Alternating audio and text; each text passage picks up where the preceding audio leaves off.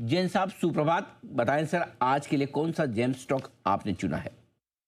बिल्कुल, very good morning Anil ji. आज एकदम नया आइडिया है। वैसे आईपीओ रिसेंटली आया हुआ है, 6 महीने ही पुराना आईपीओ है और एएमसी कंपनी है, Canara Robeco asset management company. नाम देखिए, बहुत बड़ा बैकिंग वाले, बहुत बड़ी पेडिग्री वाली कंपनी है, बट मार्केट कैप उस हिसाब से बहुत बड़ी नहीं है। 5,600 करोड़, मतलब one of the smallest listed AMC बोलूंगा, क्योंकि अगर हम बाकी एचडीएफसी एएमसी, आईसीआईसीआई टू एएमसी इनको देखें तो इनकी बहुत बड़ी मार्केट कैप और इनका एयूएम भी बहुत बड़ा है। हालांकि ये कंपनी भी कोई छोटे एयूएम वाली नहीं है, बढ़िया है, बट फंडामेंटली, मतलब छोटी होते हुए भी फंडामेंटली बहुत स्ट्रांग, मुझे बहुत अट्रैक्टिव लगी।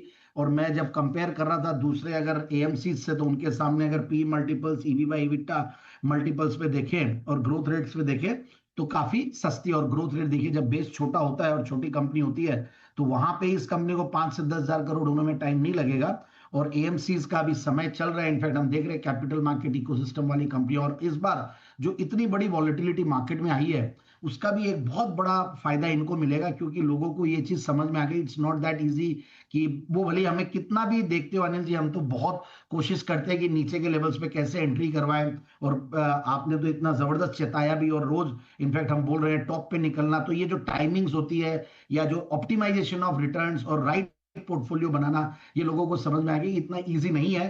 तो वो एएमसी की तरफ जाएंगे, वहां पे नया एक प्रोडक्ट आ रहा है एसआईएफ, ये सब का बेनिफिट मिलेगा। सो ओवरऑल आई फील कि AMC has a very very bright future. और इनफैक्ट वेल्थ मैनेजमेंट, वेल्थ, यही जो एएमसी वाला बिजनेस है ये करेगा। और यहाँ पे मैंने देखा कि कंपनी का जो नंबर्स है वो बहुत बेहतरीन है। Return on capital employed 48%, return on equities 37%, और पिछले 3 साल में प्रॉफिट की कैगर भी करीब 47% के लगभग रही है। सेल्स की कैगर 37-35% के लगभग है।